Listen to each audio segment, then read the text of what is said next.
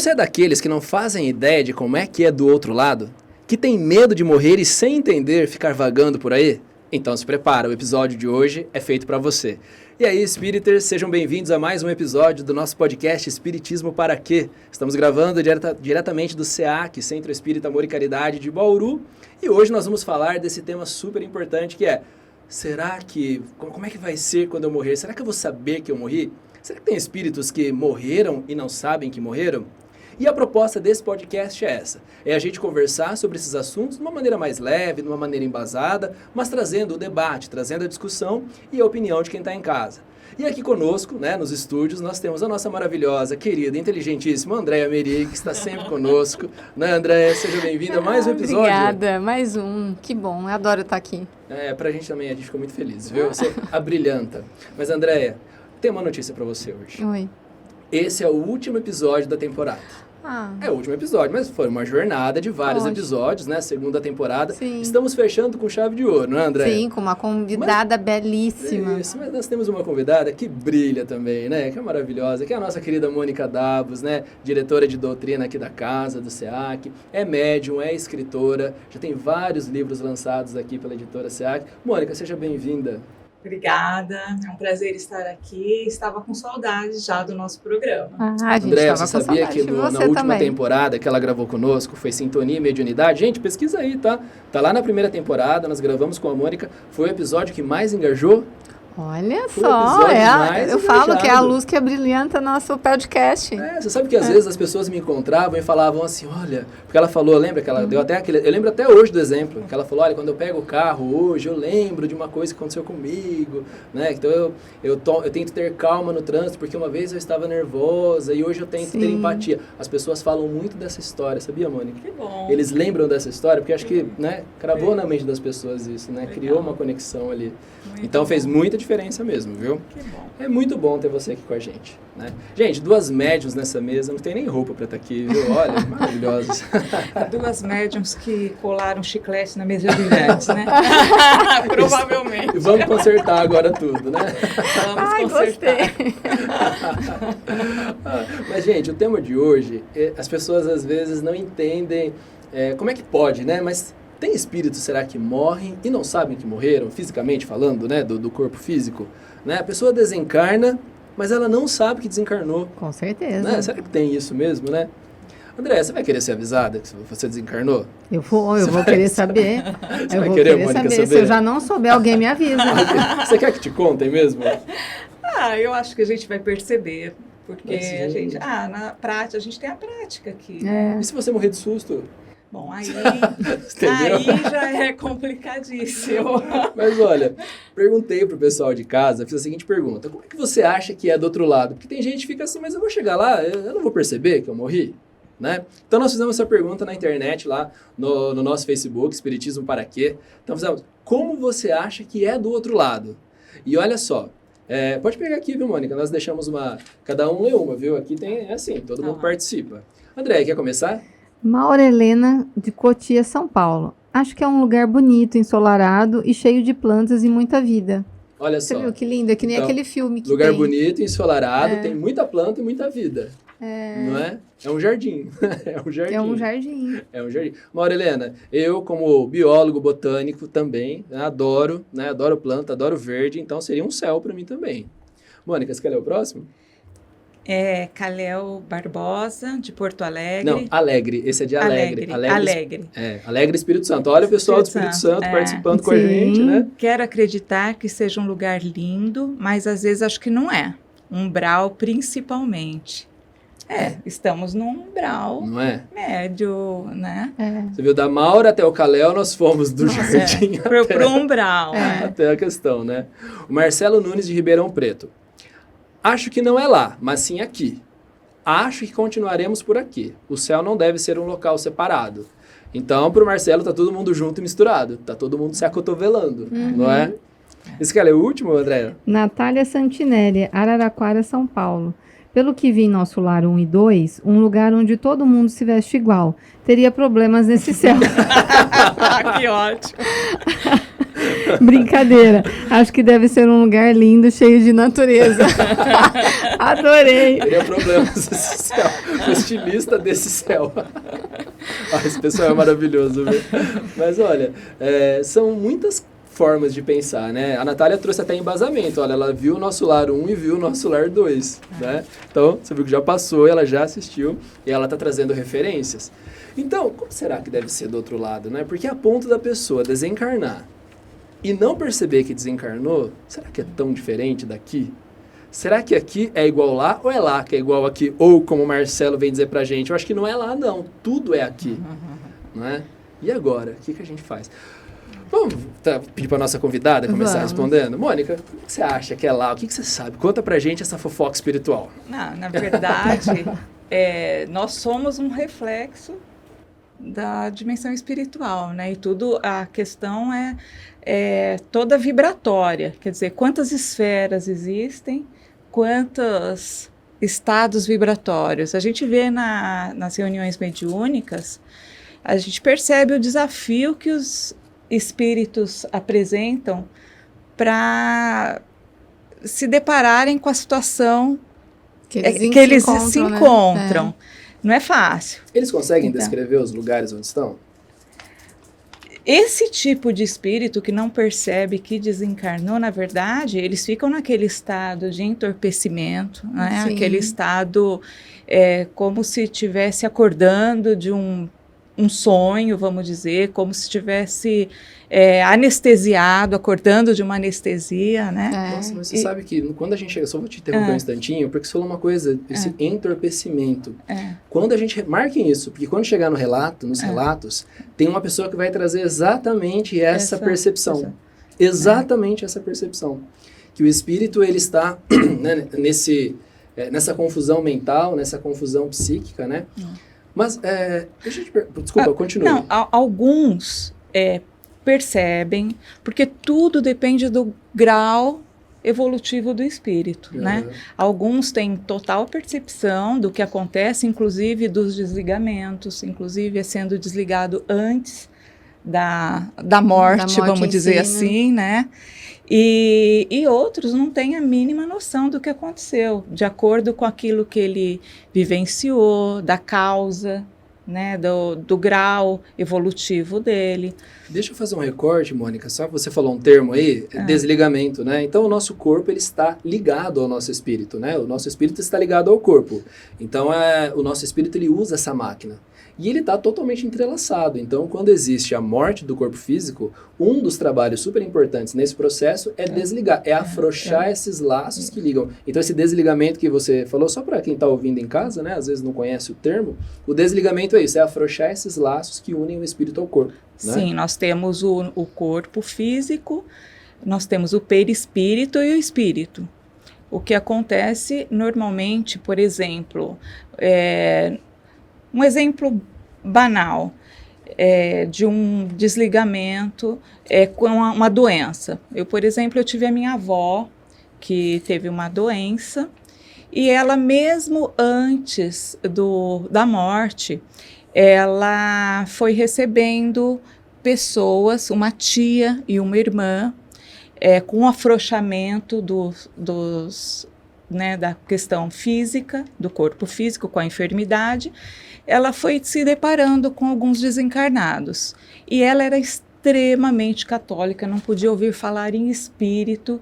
Então, é um exemplo de um desenlace que foi uma coisa mais natural. Pouco tempo havia se passado do desencarne dela, ela veio me falar de uma tia que ia precisar de ajuda, que teve um processo de Alzheimer. E eu falei, não, vó, não tem nada a ver, ela está super bem, eu tive com ela hoje à tarde, e não sei o que. Ela falou, não, ela vai precisar de ajuda. Ela te falou depois que desencarnou? Depois que desencarnou, foi numa comunicação. Pouco tempo, ela veio me falar. E depois veio uma carta dela, também por uma outra médium. O que eu quero dizer é o seguinte, alguns processos são bem naturais, como esse, por exemplo. E alguns processos são necessários, assim, procedimentos complexos da espiritualidade para que haja esse desencarne, né? E um dos uma das formas que a gente percebe isso é na própria reunião mediúnica, Com né? certeza. Que é um instrumento de ajuda para esses que estão tão entorpecidos, que estão nessa... Presos ali, né, numa situação. A situação, ao local, ao apego material, ao apego familiar, né, ao acidente, enfim, todas isso aquelas tudo situações. acontece nas reuniões mediúnicas. Esse desligamento que aconteceu com a sua avó foi igual ao do meu avô. Né, ele também estava doente, a diferença é que meu avô era espírita, então ele começou a ver o pai dele, o irmão, ele falava pra gente, olha, meu pai tá aqui do lado, meu irmão Vico veio aqui, né, e foi fazendo mesmo acho que uma preparação ali, acho que é tanto para ele quanto pra gente, né. E é importante isso, né, isso. Pra gente dar o testemunho daquilo que a gente aprende, que a gente conhece, que a gente vivencia. Porque é obrigação nossa passar essa coisa, esse lado também que não na verdade, a maior parte dos desenlaces são assim, naturais. Né? Naturais. Né? Sabe que você abriu uma caixinha na minha cabeça que eu lembrei de uma palestra do Richard, aquela Quem Tem Medo da Morte, que ele falava sobre isso. Ele falava assim, olha, à medida que o espírito vai afrouxando esses laços com o corpo físico, a nossa visão espiritual ela é ampliada. Sim. Então a gente consegue perceber situações e circunstâncias que outrora a gente não conseguia, não é? E ele até falou uma coisa que eu não sei nem se eu devia estar falando aqui, mas eu vou falar, porque você acabou de falar que a gente tem que comunicar com as pessoas, testemunhar, que pode ser um sinal, né, que a vida física pode estar se findando lá na frente, né, que começa a afrouxar os laços, a gente começa a perceber que foi o que aconteceu com a sua avó. Sim. Foi com ela? Sim. É um dos sinais, mas também não determina só isso, pode ser, né, uma faculdade mediúnica se desenvolvendo, que não tem idade, né, para desenvolver essa faculdade mediúnica. No caso, eu acho que é realmente em função da fragilidade, do enfraquecimento do corpo físico. Aí vai abrindo essa questão da sensibilidade. E fica, a pessoa tem aquela sensação, a experiência, tanto do plano material quanto do plano espiritual. Porque ela não deixa de ter do plano material. Ela estava ali conversando comigo. Filha, você está vendo, você está ouvindo o que estão falando e tarará, sabe assim? Sim. Sendo que ela era extremamente, naquele momento, ela não tinha noção que era um espírito. Mas, na verdade, vejam bem, o raciocínio levaria ela a isso. Porque a irmã e a tia já estavam desencarnadas, já estavam mortas, vamos dizer, né? Então, a espiritualidade, ela vai fazendo de uma forma também que permita que as coisas sejam de acordo com as leis divinas, de uma forma natural, né? Sem ser... Há os impactos, sim, por exemplo, num acidente. Mesmo assim, não significa que todos os desenlaces serão de uma forma ríspida. Ou todo acidente que a pessoa desencarne vai ser daquela forma de ficar ali do lado do acidente ou do lado do corpo dele. Porque nas reuniões mediúnicas acontece isso, de vir um espírito que não sabe, que estava ali do lado do carro. Teve um que fez um relato que estava na Serra de Santos. Desde 1972, gravei porque é o ano que eu nasci. Sabe? Isso, então, divulga a sua idade mesmo, divulga, coragem, mulher assim, com... Você viu? Né? Com fibra. Essa mulher empoderada.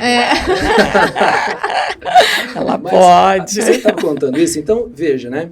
Uma vez nós estávamos numa reunião mediúnica e o rapaz ia passar por... Ele nos contando, né? Através do médium, tá? Um espírito dando a comunicação, que ele... Falou assim, olha, por que vocês me trouxeram aqui? Eu vou passar por uma cirurgia daqui a pouco. O que eu tô fazendo aqui? Sim, né? Isso acontece mesmo. E aí, né? O que a gente faz? Começamos a conversar com ele, não demos a notícia de cara, porque, conforme eu disse, é perigoso ele morrer de susto de novo, né? Então a gente foi dando a notícia com calma, explicando para ele, sem falar diretamente o que era, né? Isso. Falando para ele procurar cuidados, né? Que já tinha gente por perto ali para cuidar dele. Isso. Não devemos jamais falar que o espírito morreu. Exato, né? Fisicamente, né? Porque ele não deve ser um susto para ele ali, é uma né? coisa natural, tem que ser, né, Edu? E aí, olha que coisa, né? Ele tinha uma madrinha que ele gostava muito e a gente falou, tem alguém perto de você? Ele falou assim, minha madrinha. Então, vai com ela. Não, mas ela já morreu há muito tempo, né? Aí a gente falou, então, mas por que será que ela tá aí com você? Ele parou assim, olhou pra gente e falou, eu já entendi. Entendi o que aconteceu. Tem uns ela ressuscitou.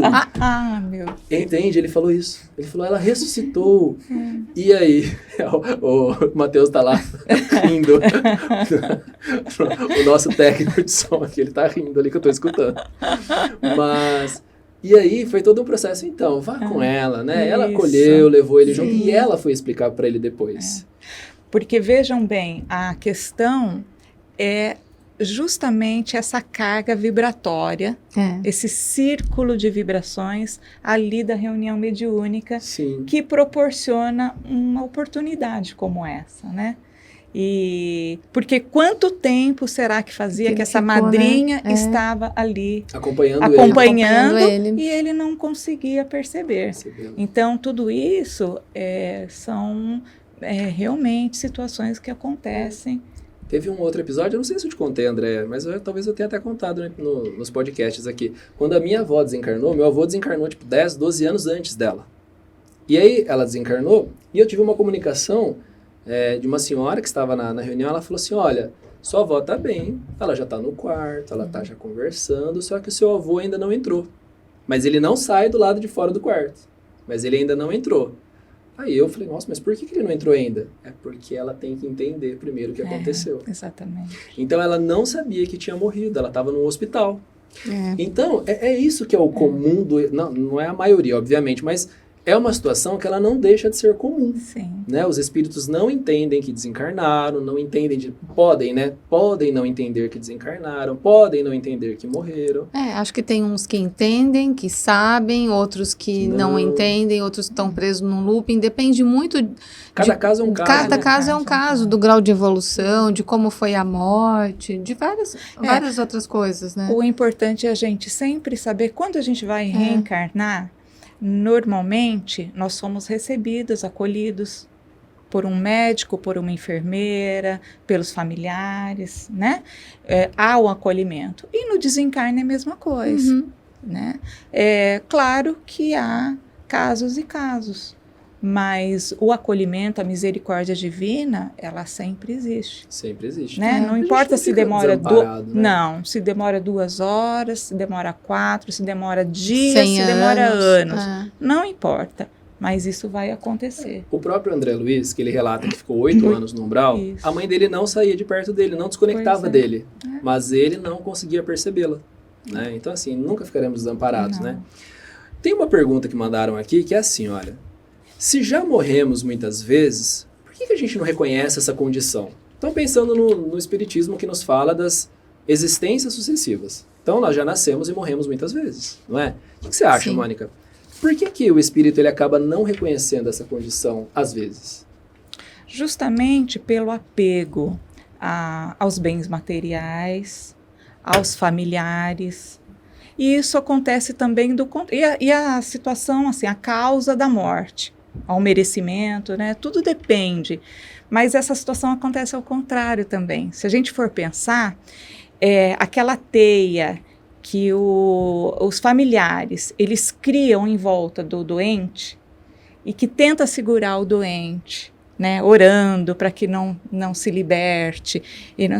É o contrário disso. Contrário. Né? Então a gente percebe que... É a melhora da morte, né? Que tem, a melhora da morte. Para os parentes se afastarem 1 minuto. Vocês imaginem, por exemplo, a irmã Dulce, que demorou para desencarnar, com toda a condição do mundo de ter o maior desencarne possível por tudo que ela fez, mas imagina o tanto de gente orando para que ela ficasse. Então, assim... Isso assegurou, é isso que você disse? Como? No caso dela, isso assegurou, desacelerou o desencarne dela? Eu digo assim, é um exemplo daquilo que acontece mesmo. Então, a gente precisa, não podemos dispensar a questão do raciocínio lógico, da prece, da fé. Né? Chegou a hora da pessoa, vamos ajudar o desenlace. Vamos ajudar a espiritualidade, vamos ajudar a pessoa a se libertar e não segurá-la. Segurá-la aqui, né? A pergunta aqui, ela tem um viés também do seguinte, olha, mas se a gente já passou por essa situação tantas vezes, por que a gente não lembra? Por que a gente não lembra que a gente desencarnou? Justamente pelo estado de entorpecimento, pela ligação à nossa vida física, às questões materiais. E a vida né? atual, né? A vida atual, a pessoa continua trabalhando, ela continua na casa, ela continua preocupada, porque se o mês que vem a família vai conseguir se sustentar, ela continua...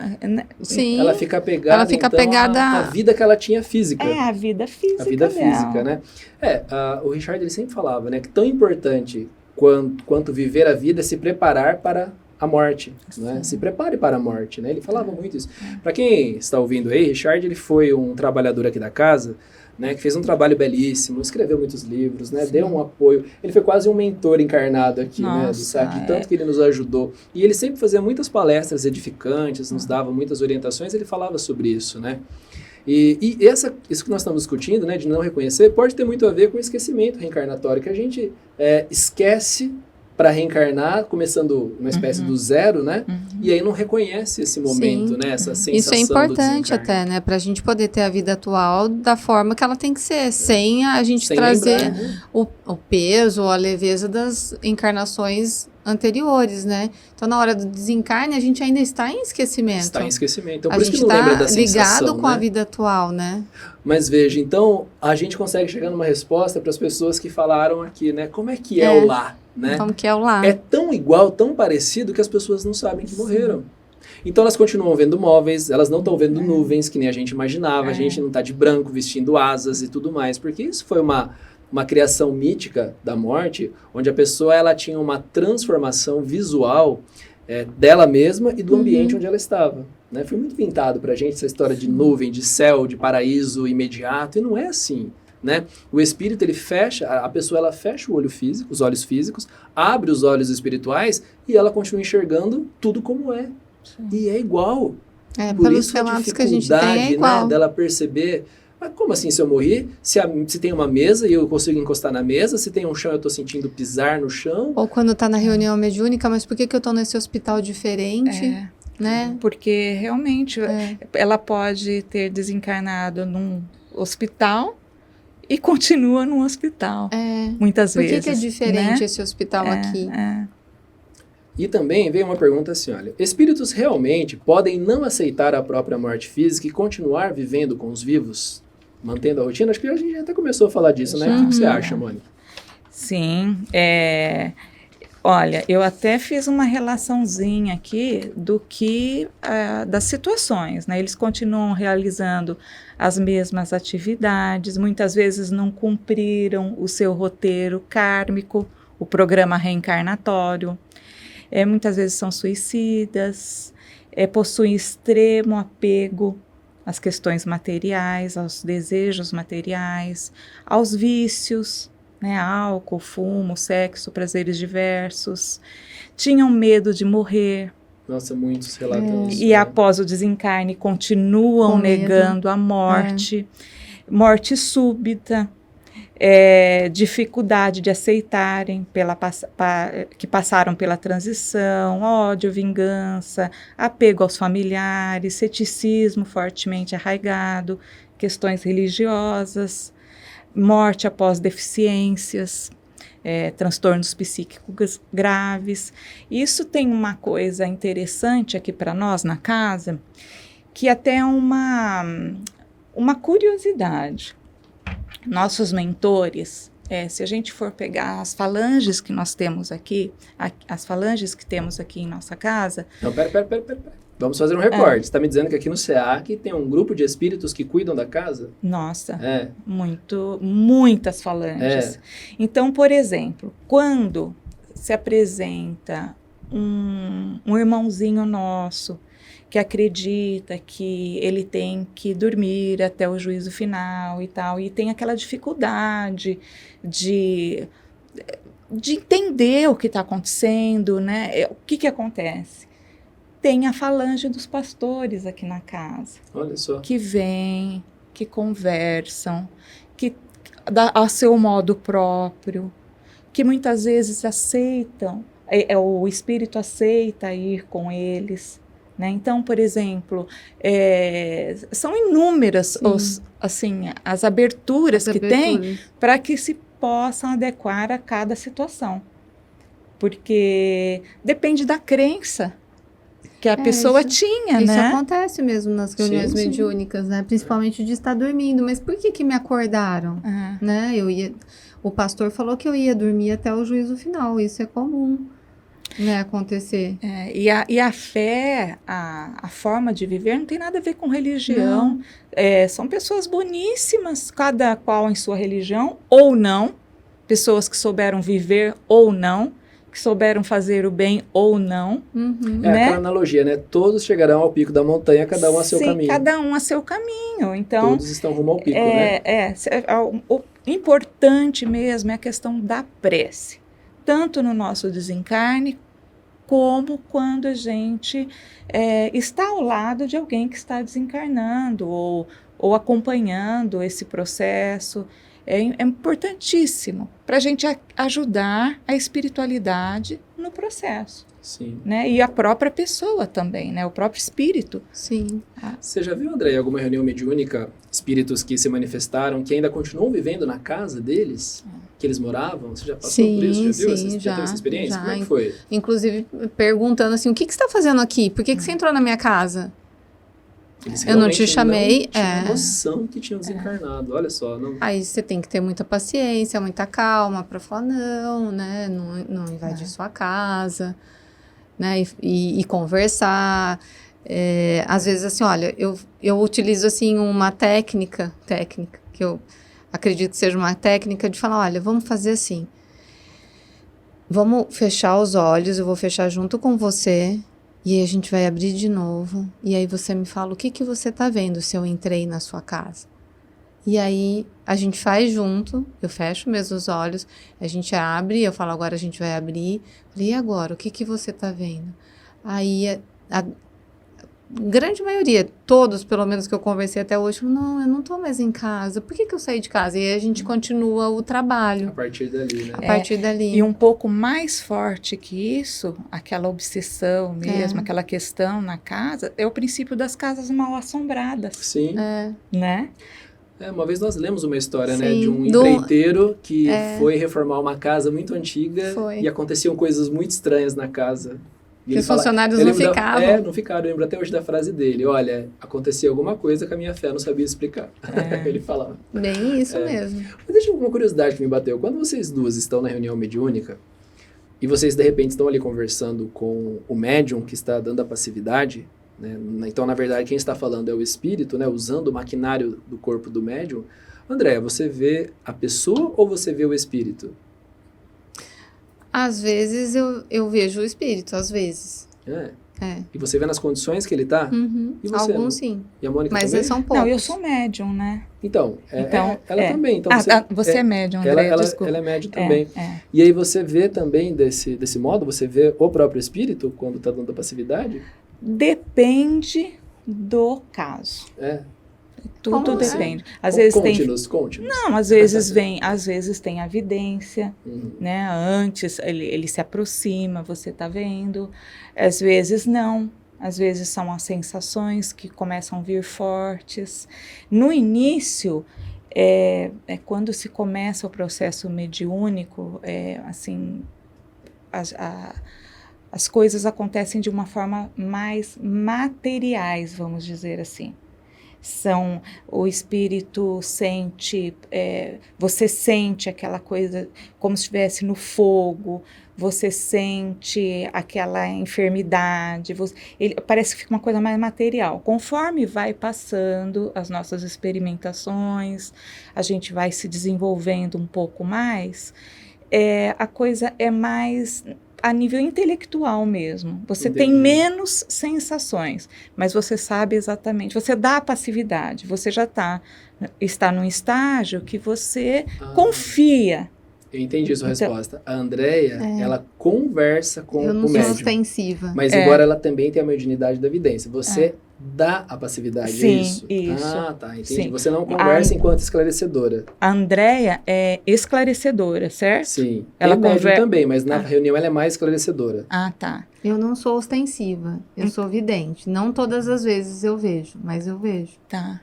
Então, são funções São distintas. funções distintas. Uma Eu achei é que o você esclarecia também. Nós, numa reunião mediúnica, nós temos os esclarecedores, os médiums e o apoio. Uhum. Então, quem tem a sensibilidade é médium, né? Os esclarecedores é quem conversa com os espíritos, vindo através dos médiums, e o apoio que está dando a sustentação para que tudo isso aconteça. Que nós sabemos que há essa questão material e a reunião ela tem todo o amparo e a equipe espiritual.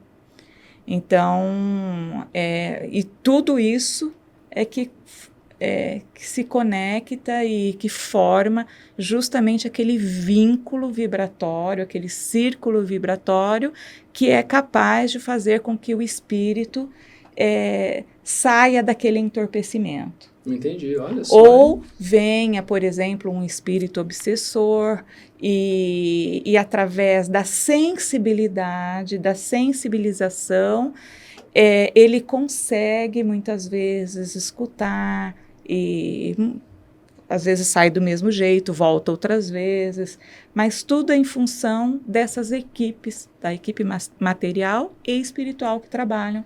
Que é um trabalho intenso, né? A gente nem imagina o tanto que eles trabalham para fazer tudo dar certo, né? Não imaginamos. E o número de espíritos que tem do outro lado, né? Numa reunião mediúnica, um dos espíritos falou, olha, vocês não têm ideia de quantos espíritos estão aqui esperando ser atendido, mais de 200. Bastante, bastante mesmo. Numa reunião. E acontece também nas palestras, né? A pessoa que ela quer, ela precisa, ela tem a necessidade de um atendimento. Eu sempre falo isso no atendimento fraterno. A partir do momento que ela está aqui na casa, ou seja no templo religioso, na igreja católica, seja onde for, a casa que está preparada para receber, para consolar, para orientar, seja ela qual for, as pessoas já estão recebendo as benesses, né? Sim. A partir do momento que ela pôs o pé ali. Não é só quando estão tomando o passe, não é só quando estão fazendo os cursos. Na palestra, aquilo está lotado de espírito desencarnado, recebendo também. E da espiritualidade superior, né? Chico Xavier fazia palestra para as cadeiras vazias, né? E diziam que estava lotado, não é? Exatamente. Gente, então esse assunto, olha como ele rende, né? Então tem muito espírito realmente que desencarnou, que não sabe que desencarnou, dada a semelhança ou dadas as condições do desencarne, né, da preparação da pessoa, né? Sabemos agora que nenhum deles ficam desamparados, por mais que eles ainda não conseguiram aceitar ou engrenar nessa nova forma da vida, né, que eles estão vivendo ali, mas Deus não desampara ninguém, estão sempre ali sendo acolhidos, cuidados, né, amparados. Mas realmente tem muita coisa, muitas questões particulares, né? Cada espírito, cada circunstância é uma circunstância. Mônica, você gostaria de falar mais alguma coisa sobre esse assunto? Ou a gente já pode ir para os relatos? Tem mais alguma questão que você queria levantar? Eu vi que você falou que tinha bastante coisa. Não, podemos ir. A gente abordou bastante coisa, né? Podemos ir para os relatos. Então vamos ver, né, Andréia? O que os espíritas participaram, o que foi que eles nos contaram. Nós temos aí 3 relatos, né? Eu percebi que chegaram menos relatos desses, por quê? Porque as pessoas não vão falar por eles, né?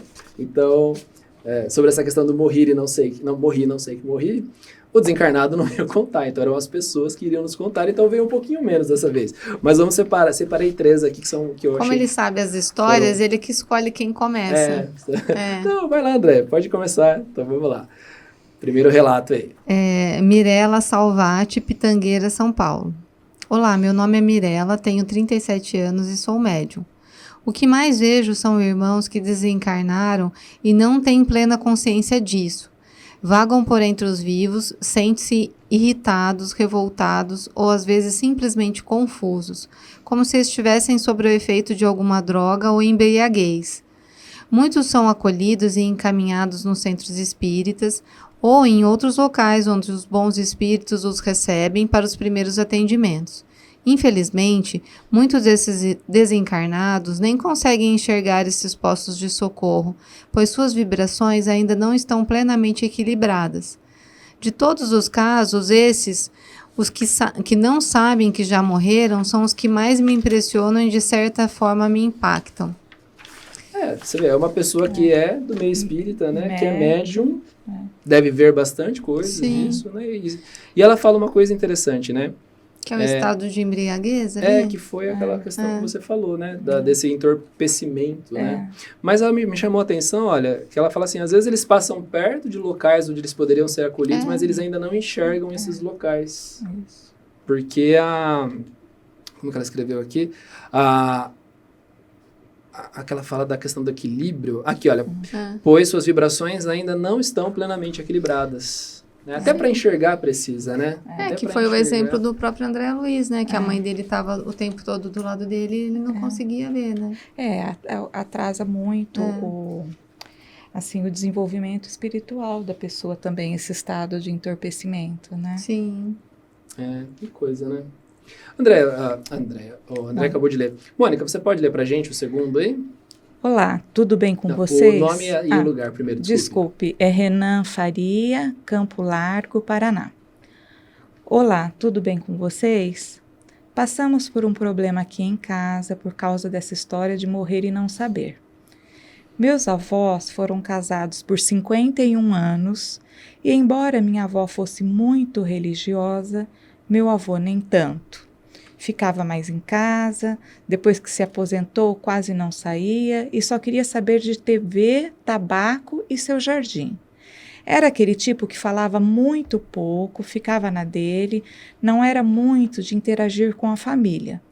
Nossas casas são geminadas, estávamos por lá. Então estávamos por lá. Então sempre estávamos por lá. Ruim, desculpe. Pois ele raramente vinha aqui. Após um infarto fulminante, ele morreu na cama, mesmo enquanto dormia. Foi muito difícil para todos nós, principalmente para minha avó. Nas primeiras semanas, ficávamos lá com ela. Ele, às vezes, ficava conosco. Ela, né? A avó às vezes, ficava conosco. E assim, todos foram se ajudando. Como quase 2 meses após a morte dele, minha avó começou a ficar mais tempo em casa. Disse que queria aproveitar mais a família. Achamos normal. Afinal, era a forma que ela estava respondendo ao luto e à sua condição de velhice. Começou a dormir em casa algumas noites. Quando ela não dormia em casa, pedia para que minha mãe dormisse lá com ela. Quando ninguém dormia lá, no outro dia minha avó ficava muito sonolenta, esquecida e com mal-estar. Começamos a estranhar. Minha avó agora deixava claro que não queria mais ficar na casa dela. Depois de muito insistir, ela nos contou. Há algumas semanas, ela estava vendo meu avô em casa, fazendo as mesmas coisas que ele fazia. Sofá, jardim, varanda, etc. Estava apavorada e, ao mesmo tempo, se sentindo culpada por estar nos contando. Ela dizia, a casa é dele, não podemos expulsá-lo de lá. Minha mãe foi a um centro espírita e o nome dele foi colocado nas orações e minha tia mandou rezar missas. Em alguns dias, ela parou de vê-lo. No centro, disseram que ele não sabia que tinha morrido e que foi feito um trabalho de esclarecimento. Foram sentimentos muito contraditórios que toda a família sentiu. Amor, medo, incômodo, receio. Ninguém mais toca no assunto aqui em casa, mas sei que foi indigesto para todo mundo. Olha que história, não? É bem real, né? E a avó que não queria contar, que queria ficar mais na casa da filha, né? Porque estava se sentindo muito incomodada em casa. Imagina o pavor dela, né? Vendo. E que nem ele fala, eram sentimentos muito contraditórios. Muito contraditório, porque ao mesmo tempo ela fala assim, né? Que a casa é dele, a gente não pode expulsar ele de lá, né? É difícil. Gente, olha que coisa. Realmente, quantos sentimentos tinha nessa história. A casa é dele, foi a pessoa que convivi com 51 anos, mas eu tô com medo de ficar perto. Isso não é o natural, não é o comum, porque quando ocorre o sepultamento, a pessoa, de certa forma, ela se prepara para a separação e para não vê-lo mais, né? Que é isso que é o natural, né? Pra gente. Natural enquanto questões físicas, obviamente, né? E, de repente, ela tá vendo ele lá. O bacana da reunião mediúnica é essa, né? Você não expulsa o espírito. Ela tinha essa impressão de expulsar, né? Você esclarece, você vai induzindo, né? Ele vai sendo direcionado de uma forma natural, né? E que foi feito para ele, né? Essa é uma história muito, não sei, muito impactante. Eu me senti mais impactado nessa do que na anterior, porque a anterior é quase um relato de estudos, né? Essa parece que é uma coisa muito real, né? Não, é real, né? Não, uma coisa muito real de se construir, de ver a situação, né? Porque pode acontecer com qualquer um de nós, né? De certa forma, parentes, né? Andréa, lê a última aí, por favor. Paloma Graciano, Pederneira, São Paulo. Oi, queridíssimos. Oi, queridíssima. Vocês tocaram num assunto que eu morro de medo. Ela pôs em letras maiúsculas aqui. Acho que não tem nada pior que morrer e não saber que morremos. Imagina, do jeito que eu sou, capaz de mesmo morto eu aparecer no trabalho e ainda fazer os serviços aqui de casa. Eu quero que a morte honre com a promessa dela descansar em paz, sem ninguém me chamando, sem celular, sem conta para pagar. E aí ela dá uma risada aqui. Estou brincando, obviamente, mas tenho medo de morrer e não me dar conta disso. Não seria uma espécie de obrigação dos familiares que morreram antes vir nos buscar e nos avisar? Cuidei de 2 tias que já morreram. Ai delas se me deixarem perdida por aí. Ótimo. Adoro o podcast. Um grande beijo a todos. Ai, beijo, Paloma. Acho que elas vão vir, ainda mais depois dessa aqui. Ó. Já intimou, né? Já está intimada. Já. Tias, por favor, venham buscar a Paloma.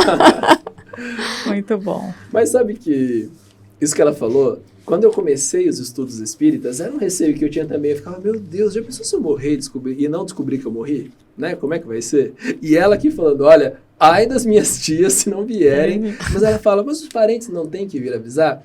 Eles vêm, né? As pessoas que são caras ao nosso coração, elas ficam por perto. Se vão conseguir nos acessar, né? Se vão conseguir nos orientar, é outra história. Vai depender muito da forma como a gente desencarnou, né? Da forma como está a nossa vibração, do nosso desapego, né? Na hora naquele momento, porque é muito do momento, né? Sim. Né? A gente pode passar a vida inteira vibrando bem, de repente, na fase, né, da morte física, a gente não está vibrando tão bem assim e se tornar um pouquinho mais difícil de perceber certas coisas, né? Sim. Mas olha, as tias aí, tá? Estão intimadas. Fiquem bem avisadas que a Paloma quer as 2 lá no dia. Se elas estiverem escutando o podcast, já estão avisadas. Ai, meu Deus. Mas que bacana, gente. Olha, queria mandar um beijo aí para todo mundo que participa, né? Esses espíritas maravilhosos, que eles mandam mensagens, eles contam, eles dão relatos, eles dão opinião, eles mandam um beijo, eles mandam um carinho, um abraço. E então, maravilhoso, tá? Gente, nós vamos gravar outras temporadas, né? Essa, então a gente fica por aqui. Sim. Né? Foi uma temporada, assim, bacana. Fechando com chave de ouro. Fechando com a Mônica aqui, chave de ouro, sempre nos abrilhantando. Tenho certeza que vai ser um episódio super engajado também, viu, Mônica? Ó, Du, deixa eu só responder uma coisinha aqui, claro, que tá me vindo muito forte. Eu queria falar para vocês darem um pouquinho de risada. Uma vez eu perguntei para o Richard como é que eu ia fazer se eu morresse, para eu saber se eu tinha morrido. Ai, meu Deus, como? Escuta só. Aí eu falei, como é que eu faço? Porque ver espírito desencarnado eu já vejo. Isso não vai ser uma coisa que vai me levar a ter essa percepção.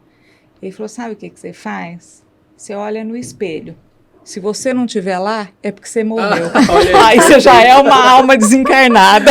Aí eu achei ótimo. Perfeito. Uma vampira. Aí você reza porque você já é uma alma penada. Agora, o que eu sou obrigado? A passar em frente ao espelho e ver se eu tô lá. E o medo de não estar agora? Pois adorei. Essa. Ele e as piadas dele. Isso.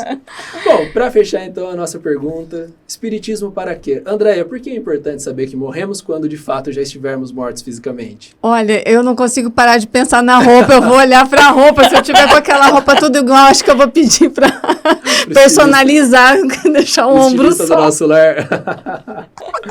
Certo. Então, Mônica, espiritismo para quê? Por que é importante a gente perceber que já desencarnou?